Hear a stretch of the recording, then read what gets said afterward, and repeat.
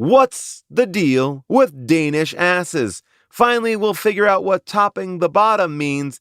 And you guessed it, we're going to find out about that duplicitous maid. But before I can get into that, I must tell everyone, places, people, places. It's time for Last Looks. Ronal the Barbarian and 50 Shades Freed. A double shot episode of Last Looks in your podcast feed. Ronal had his balls out, Anastasia likes it rough. Both involve BDSM, but Paul didn't think that either one went far enough. Corrections and omissions, and just chat with Jason and Zooks, and probably some other stuff. I'm really not sure, but here's Last Looks. Hello, all you big bald barbarians who love topping from the bottom. I'm your host, Paul Scheer, and welcome to this special, supersize, BDSM-themed edition of How Did This Get Made? Last Looks. That's right, because we took a little vacation from Last Looks last week while we were on tour in the UK, and on this episode, I will finally address your issues on both Ronal the Barbarian and 50 Shades Free. Plus, later in the show, Jason will join me, and we're just gonna, shoot the breeze. It's gonna be a lot of fun. And as always, I will reveal next week's movie, which I'm actually interested in. I don't know what it's gonna be, and I think you got a good one in store because I know why we picked it. So then would you know the movie? Anyway, I don't want to let you in on all the magic here, but I kind of think I do, but I'm going to let myself be surprised. Anyway, first things first, a big shout out to, you guessed it, Rob from Long Island for that opening song. Wow, I loved it. You made it especially for this special episode. Rob, I love you. You are great. I love that you're out there. You know that we're going to give you a big episode, and you give me a supersize theme. Anyway, we love these songs. We love Rob. If you have a Last Looks theme song, if you want to cater it to what you think I might say or do in an episode, please do, and send it to howdidthisgetmade at earwolf.com. But keep them short. Yeah, brevity is a soul of wit, people. Anyway, my book, Joyful Recollections of Trauma, it's days away from coming out. I got a Kirkus star review. I got a Booklist star review. And wonderful people like Casey Wilson and Jane Fonda and Patton Oswalt and Ed Brubaker are all saying so many nice things about my book, and I hope that you enjoy it too. I'm out on the podcast circuit. I'm jiving. I'm selling my book. I'm getting it out there, and I will be on tour. I'm going to be in New York the week of May 20th. I'm going to be in Seattle and Portland with Jason. We're going to be doing our improv show out there. I'm also going to be in Chicago with Adam Pally. You're going to see me all over the place in May. But if you want to see Jason and I improvise live on stage at a very cheap ticket, you can go check us out in Chicago, Seattle, or Portland. Go to my website or go to howdidthisgetmade.com for tickets to see Dinosaur. Now, I have to also ask you a favor. I know I've just asked you, please buy my book. And by the way, buy it now. Go to Premier Collectibles and you'll get an autographed copy. That's worldwide, people. Worldwide. Premier Collectibles will give you a book that I have autographed, and you can go watch a live stream where I'm going to be chatting with a guest, TBD. Anyway, the other thing I'm going to ask of you is something simple. Our Fast 10 episode was nominated for a Webby Award. That's right. We were nominated for Best Individual Comedy Podcast. And the cool thing about the Webbies are they are voted on by fans. So if you want to support the Fast family, go to the link in the show's episode notes and take a minute to vote, or you can just go to webbies.com and do it there too. Anyway, we got a lot to get into. Let's get into it. During our last two episodes, we talked at length about both Ronal the Barbarian and 50 Shades Free. We had questions, and we might have even missed a few things. Here's your chance to set us straight. Fact check us if you will. It is now time for corrections and omissions. Corrections. Omission.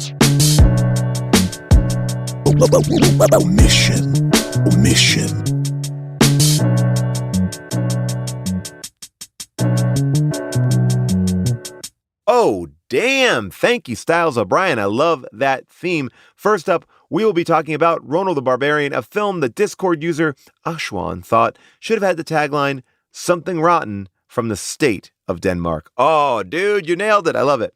Lars Anderson, Danish guy here. Sorry, Jason. Love the show. Here are a couple notes. A shield maiden in Nordic sagas is simply a female warrior. I think the movie invented the rule that a shield maiden marries the man who defeats her.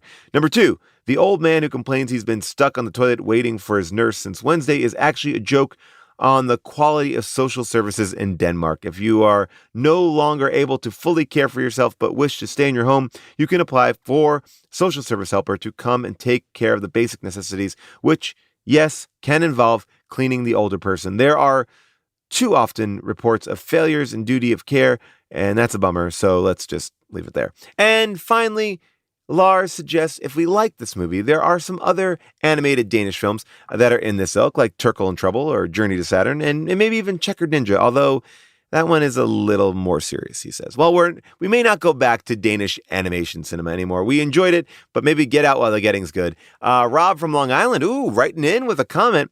The entire aesthetic of this movie is heavy metal. Yes, I agree with you, Rob. Yes, they bridge the gap between heavy metal, leather, and BDSM, but the guitar guy also has a rock and roll t-shirt. The name of the town is Metalonia, and Dee Snider is the voice of the bad guy. It's all primed to have a heavy metal score or something, but it never leaned into it. There's a song over the end credits, and there's a music video for it online, but from the trailer, you would think that this is some sort of Tenacious D metal fever dream, and it's nothing like that. And you know what, Rob? You nailed it, because you are absolutely right. Like, this movie doesn't know exactly what it wants to be, and that's the problem. It should just be balls out fucking sex comedy, heavy metal. It should be heavy metal meets, Lord of the Rings. Like Heavy Metal, the animated cartoon, not Heavy Metal, the music. But you know what I'm saying. It's the same thing. Dr. Guts 1003 writes, I take issue with the way invisibility is represented in this movie. I love a statement like that to start off a paragraph long correction and omission. First of all, after becoming invisible, we can still see Ronal's shadow. If he's invisible, there would be nothing blocking the light to create the shadow, with the exception of his bouncing ball sack. Secondly, while this issue is not unique to the movie, being truly invisible would actually render a person completely blind. Your retinas are lined with photoreceptor cells that convert light into nerve signals, and if you are invisible, in the classic sense of light passing through you unimpeded, that means light is passing through your photoreceptors rather than being stopped by them. Everything would probably appear pitch black, just as it would if your photoreceptors were getting no signal because you were in a totally dark room. Dr. Guts, thank you for giving us this Neil deGrasse Tyson moment. We needed to have some of the fun let out of being invisible. Well, there, I guess it isn't so fun after all. Let's go to the phones. Anonymous from Denmark. Hi, Paul. I am calling after listening to Ronal the Barbarian. So a long-time listener, first-time caller. I live in Denmark. And so first and foremost, I wanted to thank you for correcting everyone that John Dillerman is not weird. It's very kid-friendly. But more importantly, I had to call to defend Danish asses.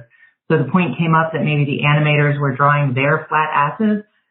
Danes have great asses. These are people that walk and bike absolutely everywhere. They have to get their gorgeous Danish furniture up to their third floor apartments. So I have to say, the animation does not reflect the reality of the Danish ass.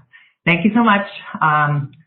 Lars Mikkelsen is in every Danish movie, so that's not necessarily big news, but this film is listed in the children's section on TV.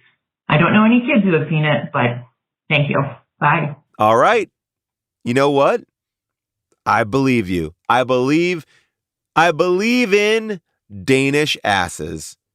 I love a Danish ass. They were not drawn well, so you should take this up with really the animator. Let's go to Jesse. Hey, Paul, it's Jesse. Two quick things.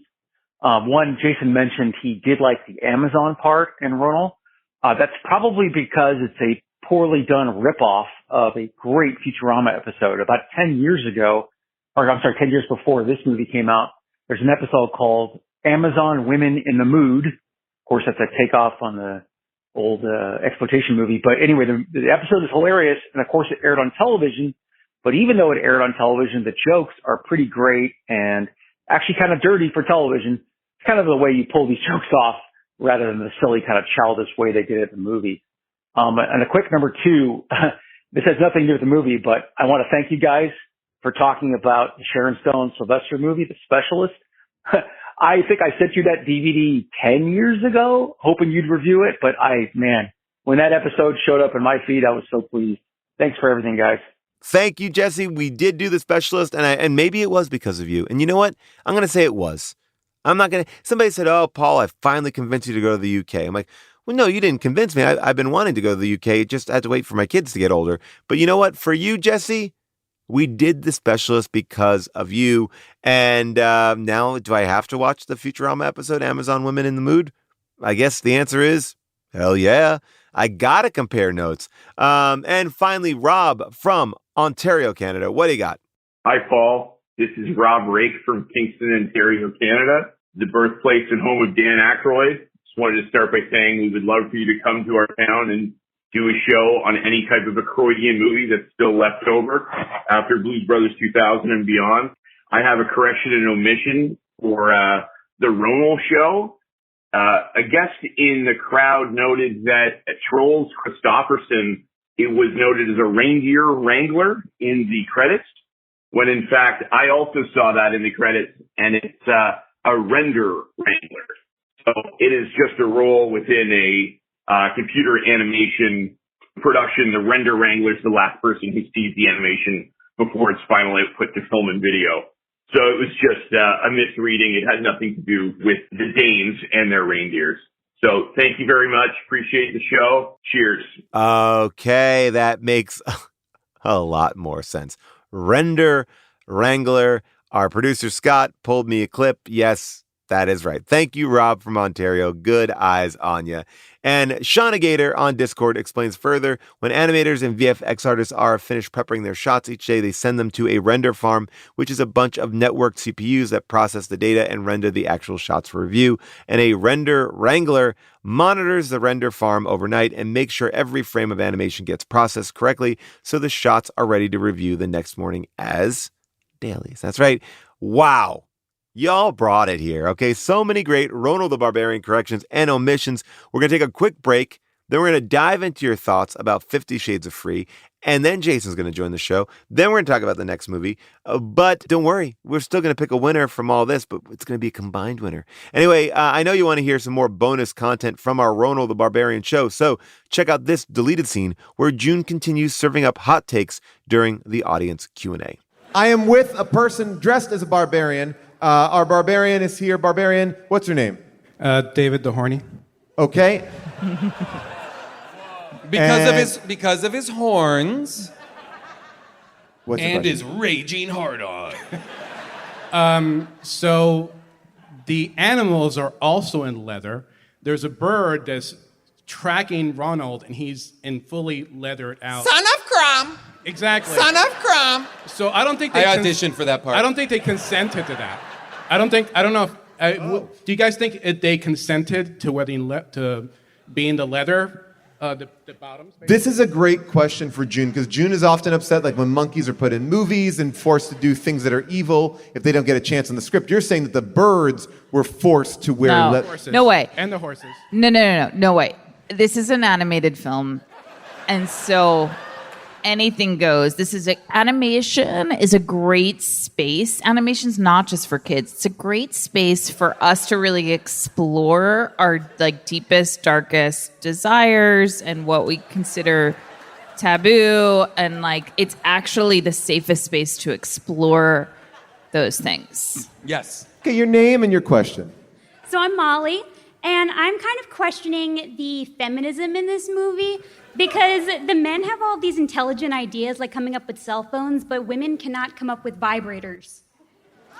Well, no, because they don't. God, I hate that I have to have this. I hate that I have to give this speech.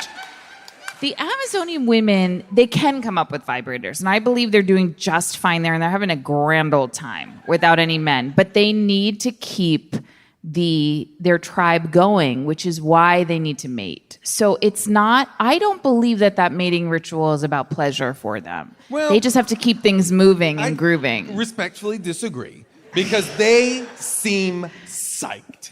When they find out that these women are in fact men, they are like, oh my God, that's great news, we can fuck! Mating ritual, let's go! Now, But what that begs the question for me is, where did all these women come from? How do they Listen. not know? How do they not know so much, an entire generation of women, not know that these are in fact even men, that they see these two men and think they think the whole world is women. So where did they come from? It's a movie.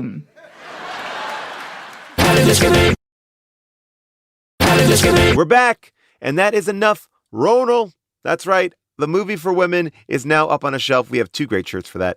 Now it is time to enter the red room one last time for corrections and omissions from 50 Shades Free, a movie that Discord user Vinod S.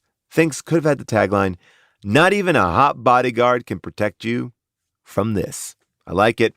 George Glass writes, in response to Anastasia saying people already think I got this job because I'm married to the owner. Oh, Anna, you're a 22-year-old college grad whose only other work experience was a part-time retail worker at a very non-busy hardware store. You went from assistant to running the fiction department in months? Hell, even in 5 years, that would be crazy. If I worked in that office, I would be livid at the blatant installation of this owner's girlfriend/wife. Thank you, George. I don't know if that's anything more than just a moment of anger. Yes, of course. We all know that. Anyway, Dr. Guts 1003 weighs in and says, instead of having Jack's female accomplice be HR Liz, which is just a big bowl of who cares, they should have had it been Gail, Christian's housekeeper. There's that scene early in the movie where Gail seems to be annoyed that Anna wants to cook her own food, and it would explain why Jack is so easily able to get into Christian's place. Oh, this is good. I like this. And if they wanted to go full-on soap opera, it could have been revealed that Gail was Jack's adoptive mother, and the two of them have been secretly resenting Christian, his family, and their opulent lifestyle for all these years while they struggled to get by. Dr. Guts, write me a sexual fan fiction book. You got what it takes, kid. Kaleo writes, inspired by Dr. Guts, and wants to continue this discussion of Gail the housekeeper, and says, if I remember correctly, in the book, Gail the housekeeper and Taylor the bodyguard were hooking up. Anna, of course, is horrified, while Christian is all like, well, they're consenting adults, no big deal. I want a Rosencrantz and Guildenstern version of 50 Shades of Grey about that relationship. Kaliko, you can do it, because the author of this book did it that way too. You write that. Dr. Guts, you take care of the new ending. We have more work to do. Let's go to the phones. Stacy from Phoenix. Hi, Paul. So as you've wrapped up the 50 Shades series and have talked multiple times about the fact that all these people need therapy, there was a very big plot point that was cut out of all of the movies, but was also filmed for the movies. So Christian did go to therapy, and Anastasia went with him on a handful of times, and Hugh Dancy actually filmed scenes to be Christian's therapist in the movie, but he was inexplicably cut out for I don't know what reason. Maybe they just thought he could deal with life on his own. I don't know. Just thought that was interesting. Love the show. Bye. Whoa! I didn't know that. Hugh Dancy. We need to. I want to see it. Can we play it? No? Okay, well, go find them.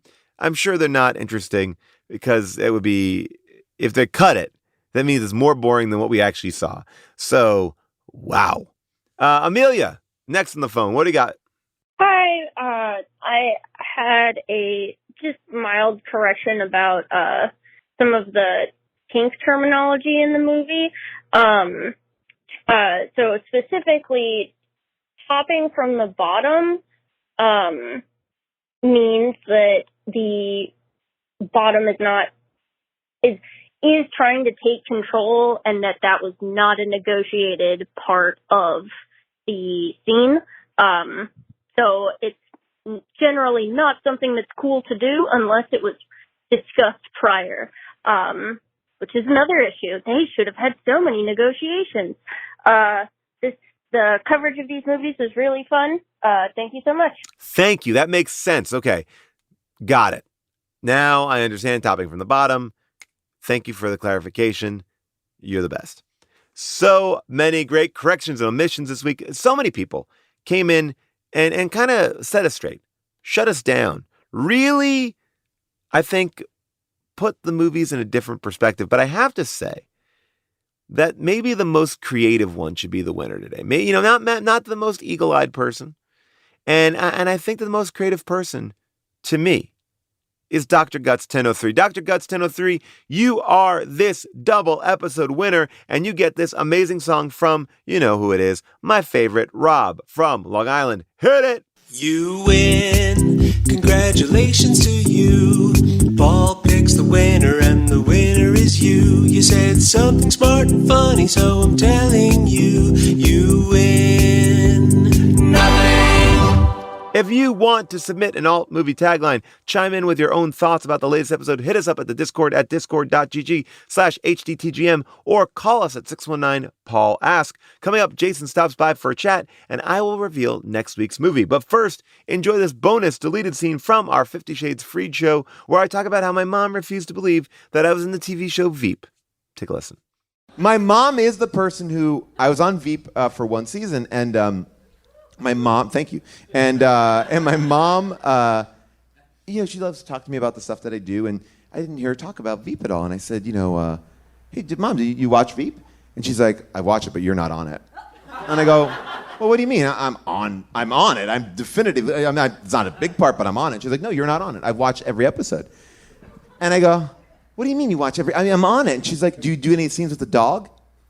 And I go, the dog? There's no dog on the show. She's like, yes, the dog is the good part of the show. There's no scenes of a dog. And then... Oh, I so want to figure out what it is she was watching. Do you want to figure it out? I'll give you a...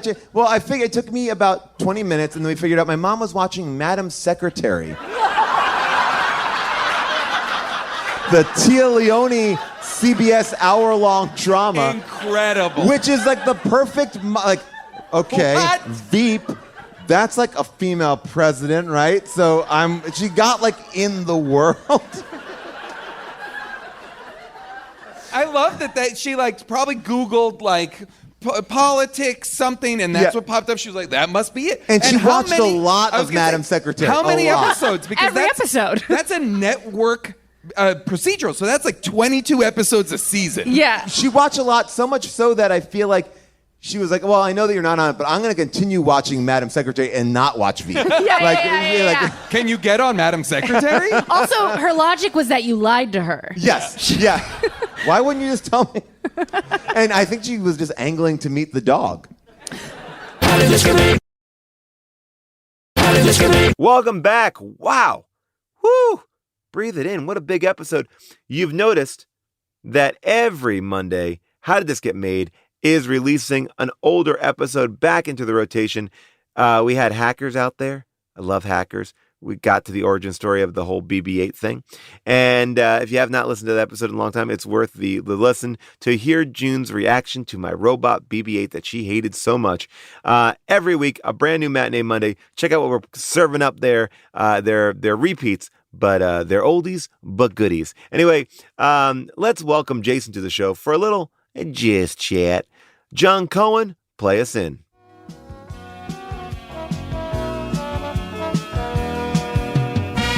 What's up, jerks? It's time for Just Chat with Paul Scheer and Jason Mantzoukas. Jason, we are back from our UK, Ireland, Scotland tour, and what a blast. Holy cow. Everybody showed up. London showed up. Dublin showed up. Glasgow showed up. Belfast showed up. Huge shows. Everybody was a blast, and also everybody was so lovely. It really was such a treat to be there with an audience where I will say, like, the first night going out on stage, starting up the show, I was like, oh, wow, okay. It just felt incredibly different. Like, how is this audience going to respond to things I didn't know? You know, you're just in a brand new place, but it really was some of the smartest, funniest, and great questions. Great questions. Not a backlog of people who wanted to sing second opinions. No. A respectful amount. Some nights just one. It was Some great. nights the audience just decided, you know what, this one person, we're going to let them do. And, And we had some amazing guests. You'll see all the t-shirts are available now on tpublic.com, but there is one t-shirt that is made with the face of really the winner of that show. I mean, there is a doctor in the audience, and she killed it. She came dressed as King Arthur from Merlin the Return. And we also have an Alan shirt that I wanted to bring this up because on our Discord, we made this Alan shirt in Dublin. And the movie that we did for Dublin was this movie about Thunderpants, a farting movie. And you're welcome. You are welcome. As someone starring asked us, Rupert Grintberg.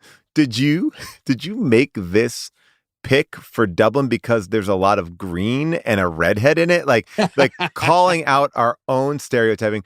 But she loves the Alan shirt because she's like, what's so great about it is that if you rearrange the letters, it's anal and farting. That's what makes that shirt even more perfect. I was like, you know what? This is the kind of thinking that we need from our fans. So often, I will say that I especially will try and get the audience to lead a chant of some sort. You know, a real audience-wide "fuck the moon," you know, "kumite." Right. You know, there's a lot of chanting in the history of this show. Dublin, we didn't have to do a goddamn thing. They started chanting for Alan on their own. Well, I mean, and by the way, Dublin followed in the footsteps of Scotland when we did our show in Scotland, where I just mentioned London. I said we were in London, and then the entire audience, unprompted, started chanting, "Fuck London." Yes, great. These were great chanting cities. Thank you for your willingness, and sometimes thank you for being the engine of the chant. Really incredible audiences. I loved it. And I will say this, you and I actually flew back on the same flight. And I was excited to just really crack into some movies or, you know, watch a bunch of TV. And I really just slept the entire time. I watched you sleep most of that flight. Yeah, I watched you like a hawk. Oh, hey, I was like, nobody's gonna mess with my guy. I was like, I appreciate that. I appreciate that. I was like, I'll stand guard first. But I passed out and I was so upset because I do enjoy a long flight and a chance to like break into movies and shows, and I had it all lined up. I knew what I wanted, and I was trying to stay awake like a kid. Like I was like, oh no, I can't. And I was like, out. No, you got it. That I will say, like this tour was exhausting. I'm still wrecked from the travel, from the jet lag, from all of it was a mess. But I managed to. You know what I've been doing lately too is downloading, because sometimes for flights, I'll download a bunch of movies or a bunch of episodes of something that I'm watching or whatever. But I've started downloading like YouTube videos simply because they're shorter and they're a little bit more like, I'm much more likely to watch Adam Savage, you know, build a mock-up of a lid for one of his bags in his workshop, or watch, you know, backpack reviews. It's like a 12 or a 20-minute video about a backpack review. And I'm like, yes, that's perfect for me right now while we're doing plane stuff, you know, and versus like, oh, am I really going to jump into some, you know, 2-hour movie that I've decided like, oh, I should rewatch Arrival. You know what I mean? Well, now that I'm so into Denis Villeneuve right now, you know? Oh my gosh. So good. By the way, I mean, you're right. Like, I think sometimes I get anxiety on an airplane. Am I picking the right thing? Am I getting enough you're right. done? Maybe that's the way. Yes. Oh my. Now you asked on this show, about a series. It was like not a music series, a comedy series about like maybe a cooking show gone wrong. It was Posh Nosh. Right? The British. Yes, and it's all on YouTube. Somebody else has found its way to me. Okay. Yes, Posh Nosh, Richard E. Grant, an incredible comedy, funny. I mean, it looks like it's a kind of old school British country manor cooking show. Like, we're going to make some potatoes. We're going to make some of this, but it's actually just outrageous, very funny comedy. Incredibly funny show. I was very excited that it's there. And I don't know if you've seen it, but I did get to watch the new Roadhouse. I've only watched maybe the first 20 minutes. Okay. So a lot of people have been poo-pooing the new Roadhouse. There's a lot of negative talk from what I've heard. Now I know it's also like the number one movie on Amazon. It went down very easy for me. I want to talk to you about it when you see it, but I will say this. If you don't have an interest in watching it, let me just say that you're maybe missing out on one of the best performances on film ever, and that is of Conor McGregor's shoulders. Because this guy, he is, and I'm doing this on camera so Jason can see, but you can't. His shoulders are leading the way. He looks like a cartoon character of a strong man. And there is something about this villain. Like I guess when I watch The Rock, when I watch Vin Diesel, when I watch all these big muscular movie stars, there's a part of me that's like, well, yes, but they're movie stars. They are built, but Conor McGregor beats the shit out of people, and he carries himself with an energy that is unlike anything I've seen. And I really was like, this might be the best or worst performance of all time. I'm erring on the side that it's the best. I couldn't take my eyes off him, and I also hated him. I'm gonna watch it tonight. I was liking what I was seeing, but I was like, I was like, oh, you know what? You know what's interesting? I think I was wrong both ways, because I have put Roadhouse, the Roadhouse remake, and the Fall Guy remake, the David Leitch, Ryan Gosling movie. Yes. I've kind of matched them together in a way of like, those to me are similar, and I felt like, the Fall Guy is going to be a more serious one, and Roadhouse is going to be silly, and I think it's the reverse. Because as I was watching Roadhouse, I was like, oh, this is a little bit more of this isn't as campy, or it isn't yet as campy as the original Roadhouse was. No, it's and Fall Guy looks like and that's why I think people are upset about having a blast. I think that Fall Guy is a straight up rom-com with amazing stunts, and it's going to be fun. And this movie is definitely darker, but man, oh man, I was like watching Jake Gyllenhaal, and I was like, this guy, like, if you put his career together, it's like he has done amazing stuff. Speaking of Denis Villeneuve, so incredible in Prisoners, and weird, incredible in a movie that is absolutely one of the most so good, like difficult to watch, harrowing movies. What like a true edge of your seat, uncomfortable watch, but incredible movie. Now, when you watch, I want to, because I really want to break into, because there are some things I need to talk about in there. It really is. Next time we do this, let's talk specifically about Roadhouse. Okay, now you saw some great music when you were in London, because you got there a little bit before. What did you see? What did you like? I saw two great shows. I saw The Smile, which is the new band that is Tom York and Johnny Greenwood from Radiohead. Holy shit. As well as the drummer from Sons of Kemet, who is a monster. Wow. And it's just them. It's a great rock show, great, beautiful venue, the Alley Pally. Was like this big up on the hill in London looking out over the city. Incredible show. But then I saw a show that dwarfed that even in terms of, I saw like truly like one of the top 10 shows ever in a long, or at least in a very long time. I saw Mary Lattimore, who's a beautiful harp player, songwriter, incredible artist, play at a venue called the Scala. And there's a documentary about this venue. This venue was a music hall. It was a movie theater. Everybody's played. It's like a legendary London venue, and it's small. And the audience was packed, but everybody was dead silent while she played beautiful songs. And it was one of the most transcendent musical experiences I've ever had. It was an absolutely stunning show. Mary Lattimore, all of her records are fantastic. How are you getting into the harp world, Jason?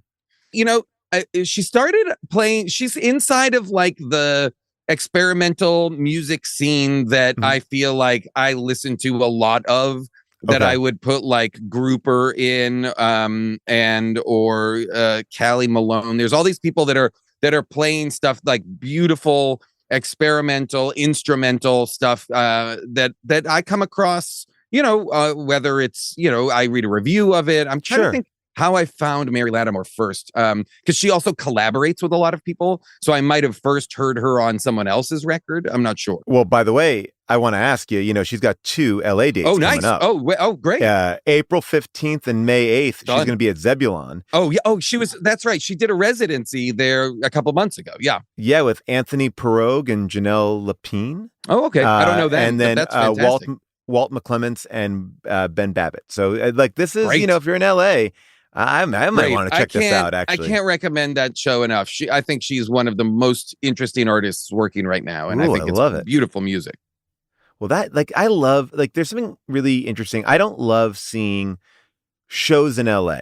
And I think that you talk to a lot of musicians, they don't like playing in LA that much either. Like they play outside of LA. If you notice, it's like, oh, I'll play in Orange County. We'll get they get a little bit further out. Yeah. And I loved seeing shows in New York, and but going to different venues, it's like, it really is, I don't know. I love seeing a good concert. I agree. And there's something about, London, when I was there shooting Infinite, I saw because I was there so long, I saw 20 shows. So I saw shows at all these different venues, many of which I saw a show in something, I think it's called the Round Chapel. And it's like a 400-year-old round church that I saw a jazz show in that was absolutely stunning. It was, the venues themselves were beautiful and crazy. Never mind just then seeing a great music show. But I agree. LA is a tough town. I saw right before we left for tour, I saw Destroyer, one of my absolute favorites, Dan Behar play a solo show here at the Lodge Room in Highland Park, which I think is a beautiful room, small, intimate show, fantastic show. Just played for so long, just him and another guy, and it was a beautiful show. He played songs from every record that I wanted him to play. It was, for me, it was one of my favorite, because he was the last concert I saw before the pandemic, and now one of the first concerts for me back seeing live music. So do yourself a favor. If Dan Behar is coming to your town, if Destroyer's coming to your town, buy tickets, go to the show. It's a phenomenal show. Even if you're not super familiar. If you're not super familiar, buy all of his records. Well, here's what I'll say too. I love this feeling that you're talking about, seeing a show. And I was writing this person all this weekend because I saw Rory Scovel's new special, Religion, Sex, and some other things. It's an HBO Max special. It's on my list. It's okay. I will just say this. It's fantastic. It's fantastic. Oh, you've seen it, right? Yeah. So it is fantastic. And it gave me this feeling of watching a live show. I've not seen a stand-up special where I felt like I was oh, I'm in the room. It felt relaxed, but everything is He's so having yes, fun. It's so refreshing. Yes, he's having fun. You're watching somebody who is so comfortable and at ease, and it doesn't feel, there's two, I was going to shout out that special and another one, which is Kyle Kinane's special, Dirt Nap, is also absolutely fantastic. And both of them are exactly what we're talking about. Both of them are they're not overly produced or manicured, or they don't feel like this big production. They feel, even though they're big specials, they both feel so comfortable and so casual. I thought these are two of the best specials I've seen in years. They really it. It's interesting because I think you and I see a lot of stand-up. We are in the world of comedy. So to see a special that is doing something a little bit different or just makes you feel a certain way. I remember I talk about this a lot because, I've been doing comedy. I came out to LA and I saw Patton Oswalt get on stage and start talking about the Star Wars prequels. That's how long ago it was. And I was like, oh my God, I think it was at Largo, the old Largo. And I was like, and I'm listening, I'm laughing. I'm like, he's just coming up with this on the spot. And I felt so this is so cool. I'm getting to see his actual reaction to the Star Wars prequels. And then I saw him 2 nights later do the same material. And I felt so betrayed because I was like, hey, because it was presented so casually. But that's how it works. That's how well that's it how worked. great that's what great stand-up is supposed to be. Yeah. And that's what I felt like watching Rory's special too, because I was like, there are so many moments in it that feel genuine to the moment, to that very moment, that I'm like, oh, I know that can't be exactly true, but however he's doing it, it feels electric because it feels genuinely like these are the moments that are happening in this room on this night, not just here's the act, now I'm doing it for camera. I'll shout out one more comedy special that I think is absolutely terrific that relates to our tour as well, which is James Acaster's most recent special. Oh, I haven't seen which that. is called Cold Lasagna, Hate Myself, 1999. Okay. In typical James A. Castor form, it is 2 hours long, and it is an absolute must watch. Okay. It is, if you've seen Repertoire, it's fantastic. That, those 4 specials together. Yeah. This is a whole new other thing, and it's incredible. I think it's on Vimeo. I think I had to watch it on Vimeo or something like that. I will get that because I just recently listened to his. I didn't really know about his books. I knew about his podcast. I knew him as a personality. And man, oh man, his books are so great. And you get those as Audible books, or you can get them wherever you listen to audiobooks. And man, he is just such he produces so much stuff. I mean, it really is.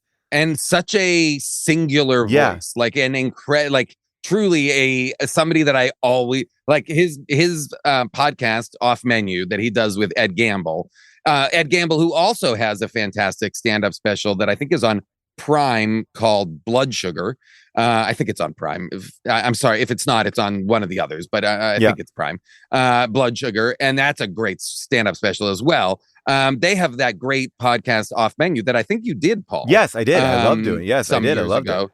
And that's a great show. If you also want to hear, and they've done them recently. They did one with Garth Marenghi recently. The character Garth Marenghi. I love Garth Marenghi. He released his book as well, a book written.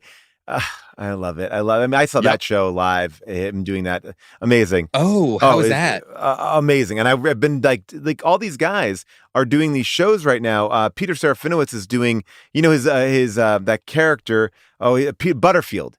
Butterfield is touring the UK right now. I love Butterfield. Funny. Oh, that's cool. I don't know that that's character. A very funny character that he has. Kind of like a great. Yeah, like a blowhard. Again, like a kind of a, they're all roughly these blowhards, these like presenter blowhards that I love so much, but that's so great. Yeah. I mean, speaking of, I just listened to that Off Menu podcast had Coogan on, and he told a lot of good Alan Partridge stories, a lot of good stories. I got to listen to all this. This is so good. Well, these are, I just want to shout out a few more things.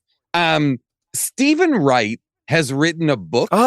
Yes. Called Harold. And he reads the audio, just because we were talking about the audiobooks of people.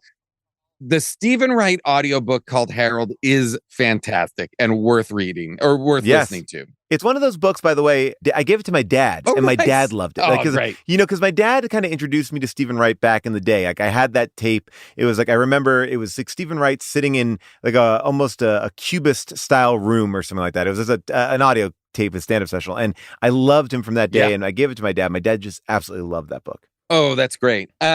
And then I've shouted out the podcast Dissect before.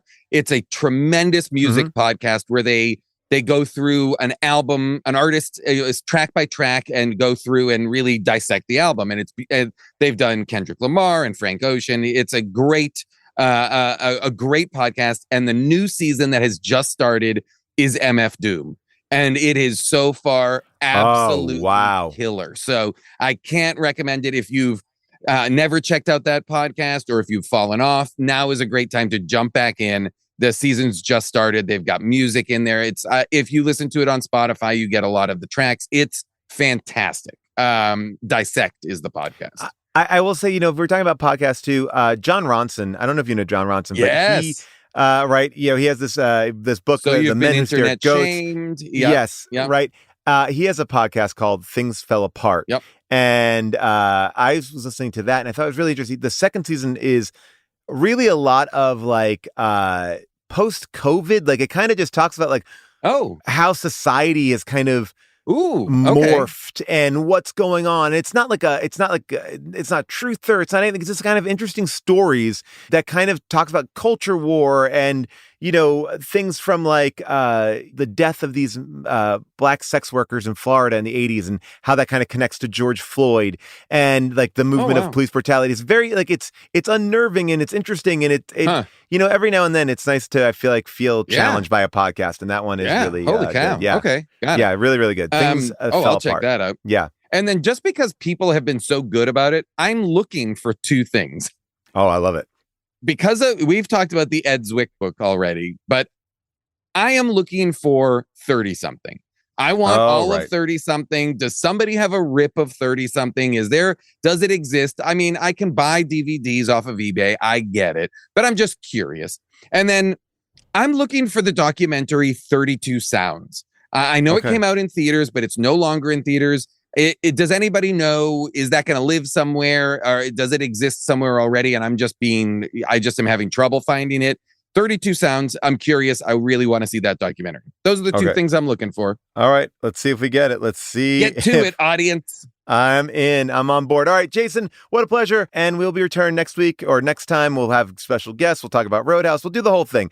And we will talk soon. All right. Later. Love it. Thank you, Jason, for chatting with me. Now that we got 50 Shades Free out of the way, let's talk about next week's movie. We are finally completing our 50 Shades of Grey run with the fourth and final film, 2019, 50 Shades Harder, starring Dakota Johnson, Jamie Dornan, and Jacob Tremblay, who plays their teenage son 15 years in the future. Now, just kidding. Boom, gotcha. Motherfucker, April Fools, a couple days late, no worries. There is no fourth 50 Shades of Grey movie, but I think for a second you might have believed me that there was. You don't have to listen to us talk about 50 Shades of Grey ever again. No more boring sex scene conversations. We'll save that for another movie. Only exciting sex scenes from here on in. Next week, we'll be covering 1991's cult action classic, Samurai Cop. Oh, I love this film. And here's a short breakdown of the plot. Two tenacious police officers try to stop Katana, a renegade Yakuza gang composed of violent and sadistic killers who want to lead the drug trade in Los Angeles. There are not enough reviews on Rotten Tomatoes to give this one a score, and I don't know why, because this is really the room of action movies. Instead, go to Letterboxd and you can read tons of reviews. This one from Screening Notes writes, I've seen The Room and Troll 2, countless feature films from the asylum, and Samurai Cop is still, without contest, the most poorly made film I've ever seen. Well, what an endorsement. Take a listen to the trailer. His real name is Joe Marshall. They call him Samurai. He speaks fluent Japanese. He got his martial arts training from the masters in Japan. He was brought over here from the police force in San Diego to fight us. Would you like to fuck me? You're the one that talked me into bringing this moron from San Diego to fight the Japanese Katana gang. Bingo. You can stream Samurai Cop for free on Tubi, Pluto TV, and Hoopla. And remember, Hoopla is a digital media service offered by your local public library that allows you to consume movies, TV, music, audiobooks, ebooks, and comics for free.